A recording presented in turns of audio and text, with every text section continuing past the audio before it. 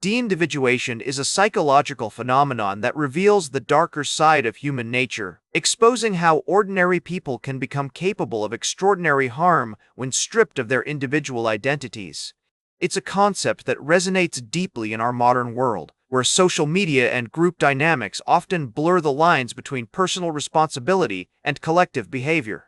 As we delve into the mysteries of de-individuation, get ready to confront the unsettling truth about what happens when our sense of self disappears in the crowd.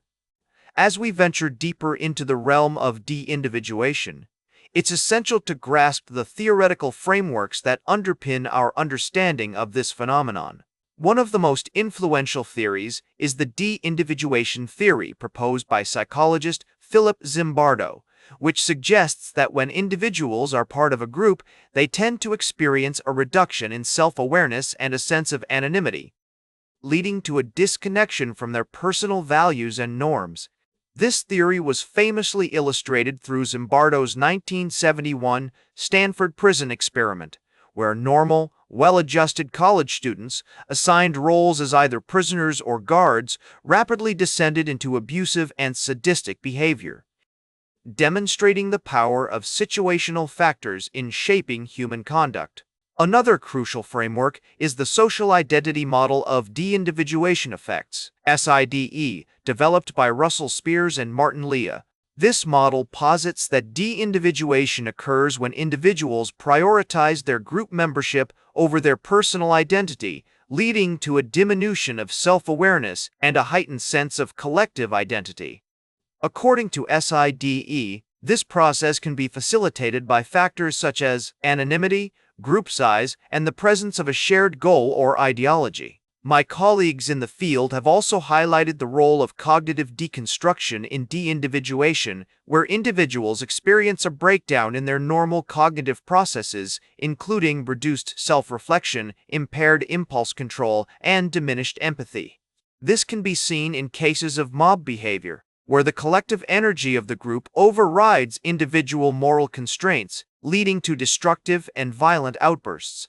The evolution of our understanding of de-individuation has been marked by significant research findings, such as the discovery that de-individuation can occur not only in physical groups but also in online communities.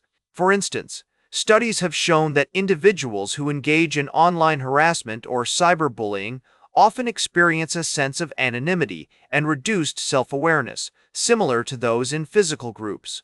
In everyday life, understanding de-individuation can help us navigate situations where group dynamics may lead to negative consequences. For example, consider a scenario where a group of friends, fueled by peer pressure and a desire for social acceptance, engage in reckless behavior, such as vandalism or public intoxication. By recognizing the potential for de-individuation in such situations, individuals can take steps to maintain their personal identity and values, thereby reducing the likelihood of engaging in harmful behavior. Therapeutic approaches to addressing de-individuation often focus on promoting self-awareness, empathy, and personal responsibility. For instance, interventions aimed at reducing group violence may involve techniques such as restorative justice, which encourages individuals to take ownership of their actions and consider the impact on others. By acknowledging the complex interplay between individual and group factors, we can develop more effective strategies for mitigating the negative effects of de-individuation and fostering a greater sense of personal and collective responsibility. Some researchers argue that de-individuation is not a unified phenomenon, but rather a collection of distinct processes, each with its own underlying mechanisms. Others debate the extent to which situational factors, such as group size and anonymity, contribute to de-individuation versus individual differences in personality and values. The complexities of de-individuation are further highlighted by the work of psychologists such as Erving Goffman, who explored the ways in which individuals present themselves in different social contexts, often adopting roles or masks that conceal their true identities. This concept of impression management can be seen as a form of de-individuation, where individuals sacrifice their personal authenticity for the sake of social acceptance or group belonging. As we delve deeper into the complexities of de-individuation, It's essential to examine how this phenomenon manifests in various social contexts, including online communities and social media platforms. Research has shown that the anonymity provided by these digital environments can facilitate de-individuation, leading individuals to engage in behaviors they might not exhibit in face-to-face interactions. For instance, the phenomenon of online trolling, where individuals deliberately post inflammatory or harassing content, can be seen as a form of de-individuation, where the perpetrator's sense of anonymity and reduced self-awareness enable them to disregard social norms and conventions.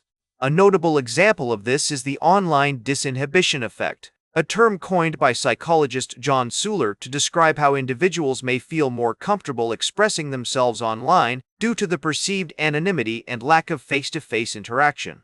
This can lead to a breakdown in impulse control, resulting in aggressive or hurtful behavior. My experience with clients has shown that understanding this concept can be particularly helpful in addressing issues related to cyberbullying and online harassment. The work of psychologist Philip Zimbardo is also relevant here, as his Stanford Prison Experiment demonstrated how situational factors such as role assignment and environmental cues can contribute to de-individuation. In the experiment, participants assigned to play the role of prisoners or guards rapidly internalized their roles, leading to a loss of personal identity and a disconnection from moral principles. This study highlights the importance of considering both individual and situational factors when examining de-individuation. Furthermore, the concept of diffusion of responsibility is also crucial in understanding de-individuation. This phenomenon occurs when individuals in a group setting feel less responsible for their actions, as they assume others will take responsibility or share the blame. In such situations, individuals may engage in behaviors they would not normally exhibit, as they feel less accountable for the consequences.